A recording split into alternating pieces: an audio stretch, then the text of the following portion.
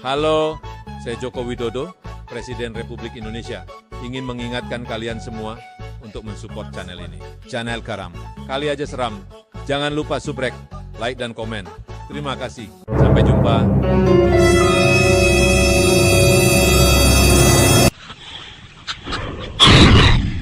Kali aja seram.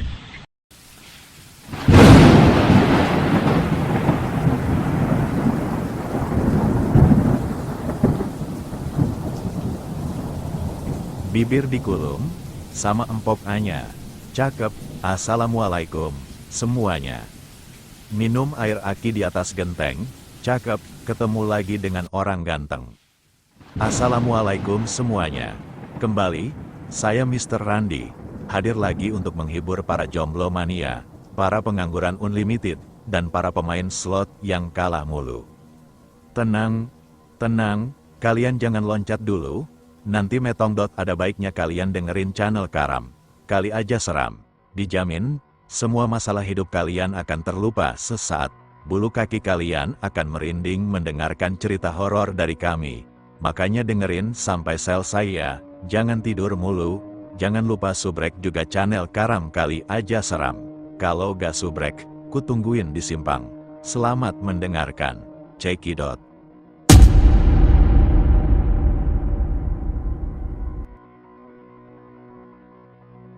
Cerita pertama. Cerita pertama, mobil keramat pemberian ayah namaku Doni, seorang mahasiswa jurusan pertambangan di ITB. Hidup di Bandung sungguh mengasyikkan, meskipun terkadang macet di mana-mana membuat perjalanan terasa menjengkelkan. Mobil yang kugunakan sehari-hari adalah pemberian ayahku, meski itu mobil bekas yang dibelinya dengan harga murah dari seseorang yang tak dikenalnya. Suatu malam, aku berada di perempatan menunggu lampu merah ketika seorang anak pengamen perempuan datang dan bernyanyi. Aku memberinya uang Rp2.000, tetapi ia terus bernyanyi. Aku memberi lagi Rp1.000, namun dia tetap tak berhenti.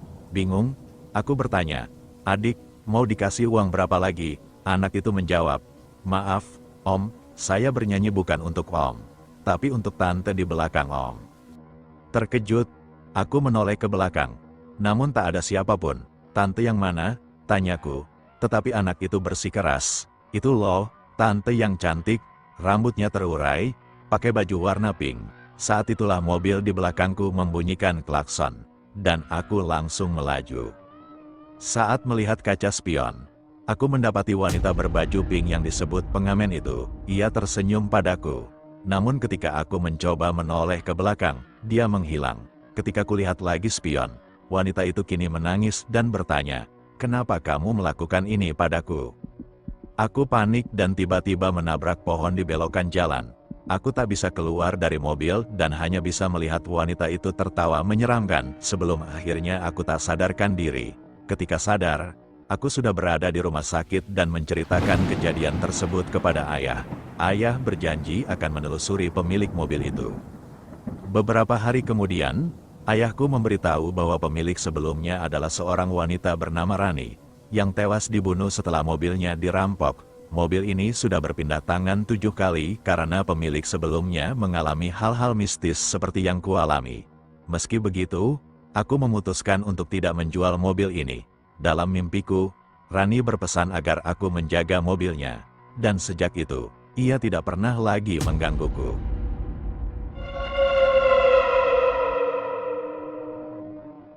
Cerita kedua. Chat WA dengan orang yang sudah meninggal. Seorang pengusaha memiliki bisnis rental peralatan outdoor seperti tenda, tas, sepatu gunung, dan lain-lain yang sudah ia jalani selama 2 tahun. Selama menjalankan bisnisnya, ia seringkali menghadapi masalah, terutama barang-barang yang disewa tidak dikembalikan oleh penyewa. Salah satu kejadian yang paling berkesan dan menyeramkan terjadi ketika ada seorang penyewa yang menyewa banyak peralatan, seperti tenda, tas, dan sepatu. Namun, setelah lewat dari waktu yang ditentukan, barang-barang tersebut belum juga dikembalikan. Karena curiga, pemilik usaha ini mulai mencoba menghubungi penyewa melalui WhatsApp, namun tidak ada balasan. Ia semakin khawatir dan akhirnya memutuskan untuk menelepon. Semua interaksi ini ia rekam melalui fitur perekaman layar, sebagai bukti jika diperlukan. Saat pertama kali menelepon, tidak ada yang mengangkat. Ketika mencoba menelepon kembali, panggilan tetap tidak dijawab, dan ia mulai curiga barang-barang yang disewakan telah dilarikan. Pemilik usaha terus mencoba menghubungi penyewa lewat chat dan telepon, hingga akhirnya mendapatkan balasan. Namun, balasan tersebut terasa aneh. Penyewa hanya membalas dengan kata, "Maaf," dan menggunakan emotikon sedih. Percakapan berlanjut, dan akhirnya terungkap bahwa penyewa tersebut mengaku tidak tahu di mana dia berada dan mengatakan bahwa di tempatnya sangat dingin. Pemilik usaha mulai bertanya-tanya, apakah penyewa ini masih di gunung? Tapi jawaban penyewa justru semakin aneh. Seperti, "Aku lagi bingung, Mas," sampai akhirnya, penyewa tersebut mengatakan bahwa ia sudah meninggal. Pemilik usaha merasa ini sangat aneh, mengingat ia baru saja berkomunikasi melalui WhatsApp. Kemudian, seseorang yang mengaku sebagai teman penyewa tadi, mengonfirmasi bahwa benar penyewa tersebut telah meninggal dunia beberapa hari yang lalu saat mendaki gunung. Pemilik usaha terkejut karena baru saja berkomunikasi dengan penyewa yang dikatakan telah meninggal. Percakapan berlanjut, dan teman penyewa mengirimkan foto pemakaman sebagai bukti bahwa penyewa memang sudah tiada. Hal yang paling menyeramkan adalah, meskipun penyewa dikatakan sudah meninggal, WhatsApp-nya masih menunjukkan aktivitas, seperti tanda online dan centang 2 pada pesan yang dikirimkan. Bahkan, pemilik usaha melihat sosok pria berdiri di depan rumahnya, yang diduga adalah sosok dari penyewa tersebut. Pemilik usaha merasa ketakutan dan memutuskan untuk mengakhiri percakapan tersebut. Cerita ini berakhir dengan pemilik usaha yang masih merasa ketakutan karena kejadian aneh dan mistis yang dialaminya. Cerita ini memberikan pesan bahwa hal-hal aneh bisa terjadi pada siapa saja. Mungkin ada pesan dari mereka yang sudah meninggal yang belum tersampaikan. Atau mungkin ini adalah gangguan dari makhluk halus. Yang jelas, cerita ini mengajarkan kita untuk waspada dan berhati-hati.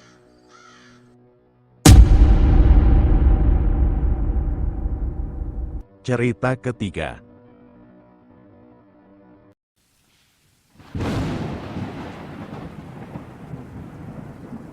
Pasar Setan. Pada kesempatan kali ini, kami akan membagikan sebuah cerita yang dikirim oleh salah satu sobat karam, bernama Bagus, yang berasal dari Jawa Timur. Sebelum kita masuk ke ceritanya, untuk teman-teman yang menonton tayangan ini dan belum subscribe, jangan lupa untuk subscribe agar channel Karam Kali Aja Seram ini bisa terus berkembang, dan kami semakin bersemangat membuat konten-konten terbaru. Untuk teman-teman yang sudah mendukung kami sejauh ini, kami mengucapkan terima kasih banyak. Semoga amal kebaikan kalian dibalas berlipat ganda oleh Allah SWT. Cerita di episode kali ini berasal dari Bagus, yang ingin membagikan pengalaman mistisnya sendiri. Kejadian ini dialami Bagus sekitar tahun 2000-an. Ketika ia masih kelas 1 SMP, ia masih ingat betul kejadian tersebut karena sangat membekas dalam ingatannya. Peristiwa di mana ia merasa memasuki dimensi lain dan bertemu dengan orang-orang yang sudah meninggal. Untuk memahami kisah ini, kita mundur sejenak ke tahun 1985. Pada masa itu, di desa tempat Bagus tinggal, terjadi sebuah peristiwa mengerikan yang menggemparkan desa. Seorang warga desa bernama Mbak Susi dikabarkan hilang. Mbak Susi yang bekerja di Jakarta biasanya pulang sebulan sekali untuk memberikan uang kepada orang tuanya, lalu kembali ke Jakarta untuk bekerja. Namun, di tahun 1985, setelah Mbak Susi pulang ke desa dan sempat menyapa beberapa warga, ia dikabarkan hilang secara misterius. Beberapa warga yang sempat bertemu dengannya mengatakan bahwa Mbak Susi sempat menyebutkan bahwa ia baru saja dari pasar yang terletak di dekat rumpun bambu. Hal ini memicu kecurigaan warga, karena tidak mungkin ada pasar di tempat tersebut, apalagi pada jam yang disebutkan. Setelah 2 hari pencarian, keluarga Mbak Susi mulai merasa ada hal-hal mistis yang terlibat. Mereka pun memanggil seorang orang pintar untuk melakukan penerawangan. Menurut penerawangan tersebut, Mbak Susi telah memasuki sebuah dimensi lain yang dikenal dengan sebutan Pasar Wage Gumir, sebuah pasar yang dihuni oleh makhluk halus. Mbak Susi tidak bisa kembali karena telah membeli sesuatu di pasar tersebut, dan akhirnya tidak dapat kembali ke alam nyata. Atas saran orang pintar, keluarga Mbak Susi menggelar acara tahlilan, dan sejak itu Mbak Susi tidak pernah ditemukan hingga sekarang. Kisah ini pun perlahan dilupakan oleh warga desa, meski sebagian masih mempercayai bahwa di dekat desa mereka terdapat pasar gaib bernama Pasar Wage Gumir. Lanjut ke tahun 2000, Bagus saat itu duduk di bangku SMP dan memiliki seorang teman bernama Iwan. Iwan dikenal sebagai anak yang bandel karena tumbuh tanpa orang tua dan hanya tinggal bersama neneknya. Meski orang tua Bagus sering melarangnya untuk bermain dengan Iwan, Bagus tetap merasa iba dan sering bermain bersamanya secara diam-diam. Suatu malam, Iwan mengajak Bagus untuk menonton pertunjukan wayang di desa lain yang berjarak sekitar 8 km dari desa mereka. Awalnya Bagus ragu, tetapi karena Iwan sangat yakin dengan jalur yang akan mereka lewati, akhirnya Bagus setuju untuk ikut. Dalam perjalanan, mereka melewati sebuah jalan setapak dan mendengar suara sinden serta gamelan dari jauh. Saat tiba di sebuah tempat yang penuh dengan keramaian, mereka merasa ada yang aneh. Pertunjukan wayang yang mereka lihat sangat sederhana, berbeda dengan pementasan wayang yang biasa mereka tonton. Lebih ganjil lagi, Bagus melihat beberapa orang yang seharusnya sudah meninggal, termasuk kakeknya dan seorang tetangga bernama Pak Sugeng. Mereka mulai merasa takut, tetapi tetap duduk dan menyaksikan pertunjukan tersebut. Hingga akhirnya mereka melihat seorang wanita menjajakan jamu di antara penonton. Ketika mereka semakin menyadari keanehan yang terjadi, Bagus dan Iwan menyadari bahwa mereka mungkin telah masuk ke dalam dimensi yang berbeda, mungkin saja Pasar Wage Gumir yang legendaris itu. Hilang misterius di Pasar Setan Wage Gumir. Setelah mengikuti ritual tahlilan untuk mendoakan Iwan, Bagus mengalami mimpi yang sangat nyata. Dalam mimpi tersebut, ia kembali ke pasar aneh yang mereka datangi malam itu. Di pasar tersebut, Bagus melihat Iwan duduk di bawah penjual jagung sambil memegang patung yang sebelumnya ia ambil dari pasar. Iwan tampak bahagia dan menyatakan bahwa ia tidak bisa pulang karena sudah berjanji untuk tinggal di pasar itu. Bagus merasa cemas dan terus mencoba membujuk Iwan untuk kembali. Namun, Iwan menolak dengan alasan ia sudah merasa nyaman di pasar itu. Bagus semakin ketakutan ketika menyadari bahwa semua orang di pasar, termasuk penonton wayang dan para penjual, adalah sosok-sosok yang sudah meninggal. Dia melihat wajah-wajah pucat yang menyerupai mayat, termasuk sosok kakeknya dan tetangga-tetangganya yang sudah lama meninggal. Saat ia mencoba melarikan diri, Bagus merasakan dirinya terus menabrak sesuatu yang tak terlihat, seperti kaca yang tak bisa ditembus. Kepanikan makin memuncak hingga akhirnya dia mendengar suara ayahnya yang membangunkannya dari mimpi itu. Ketika terbangun, Bagus menceritakan mimpinya kepada keluarganya. Ia yakin bahwa apa yang ia alami dalam mimpi itu adalah kenyataan, bahwa Iwan masih terjebak di dalam Pasar Setan Wage Gumir. Sejak kejadian itu, banyak warga desa yang tetap mempercayai bahwa Iwan telah terseret dan hilang di pasar gaib tersebut. Meski ada sebagian kecil warga yang mencoba berpikir logis dengan beranggapan Iwan tenggelam di Sungai Brantas, namun mayoritas masyarakat meyakini bahwa hilangnya Iwan berhubungan dengan pasar setan tersebut. Kisah tentang Pasar Setan Wage Gumir ini terus diceritakan turun-temurun di kalangan warga desa, dan hingga hari ini, cerita mistis tentang keberadaan pasar gaib itu tetap hidup dalam ingatan masyarakat setempat. Apakah pasar setan itu benar-benar ada atau sekadar cerita mistis, masih menjadi misteri. Namun, kejadian ini telah membekas dalam ingatan Bagus, yang merasa dirinya sangat beruntung bisa kembali dengan selamat dari pasar tersebut.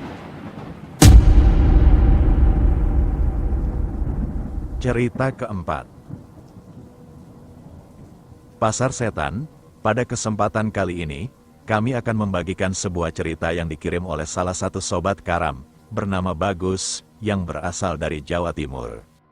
Sebelum kita masuk ke ceritanya, untuk teman-teman yang menonton tayangan ini dan belum subscribe, jangan lupa untuk subscribe agar channel Karam Kali Aja Seram ini bisa terus berkembang, dan kami semakin bersemangat membuat konten-konten terbaru. Untuk teman-teman yang sudah mendukung kami sejauh ini, kami mengucapkan terima kasih banyak.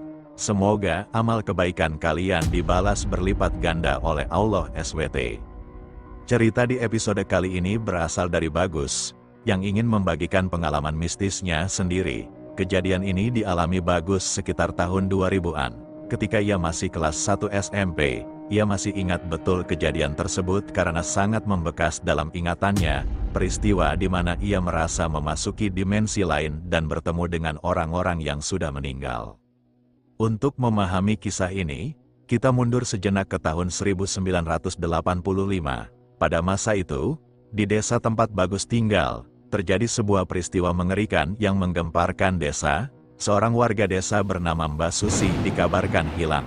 Mbak Susi yang bekerja di Jakarta biasanya pulang sebulan sekali untuk memberikan uang kepada orang tuanya, lalu kembali ke Jakarta untuk bekerja.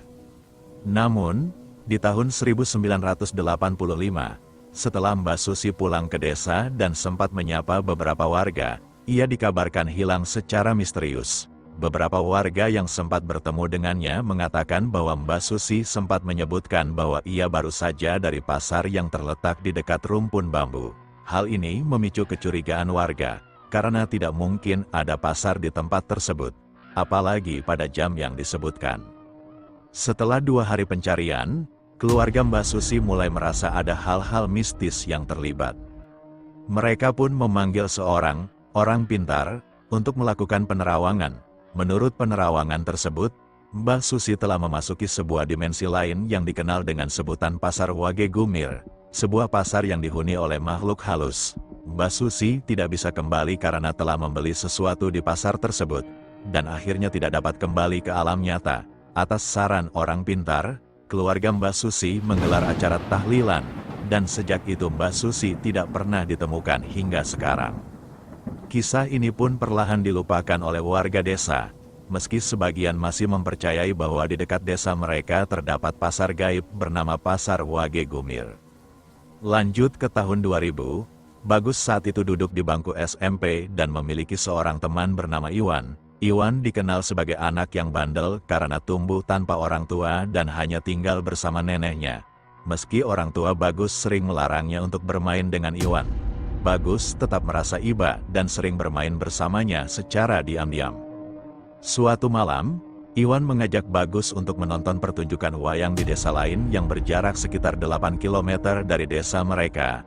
Awalnya Bagus ragu, tetapi karena Iwan sangat yakin dengan jalur yang akan mereka lewati, akhirnya Bagus setuju untuk ikut.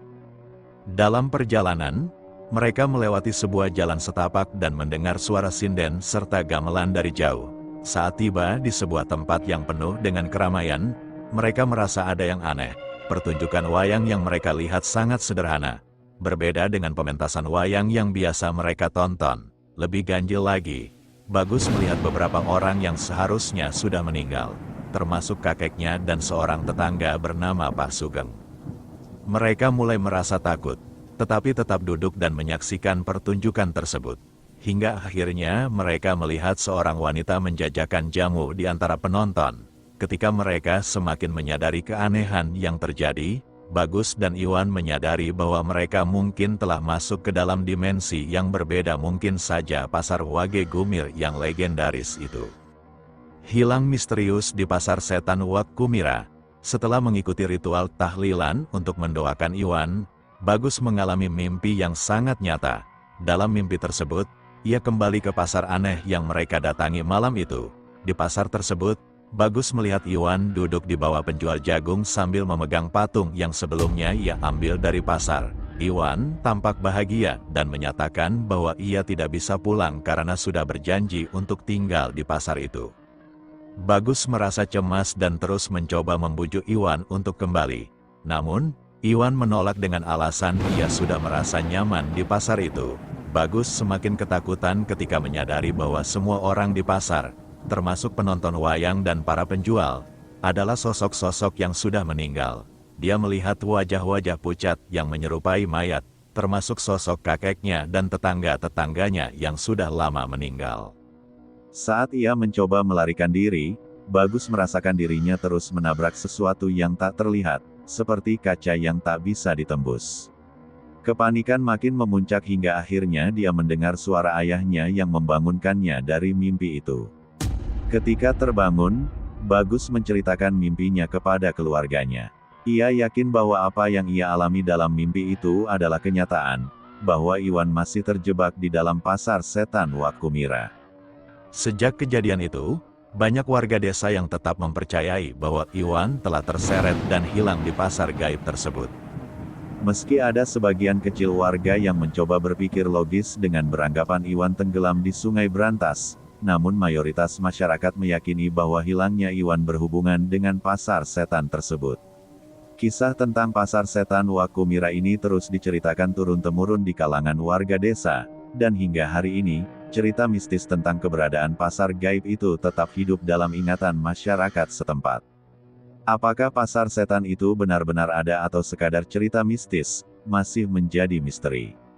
Namun, kejadian ini telah membekas dalam ingatan Bagus, yang merasa dirinya sangat beruntung bisa kembali dengan selamat dari pasar tersebut.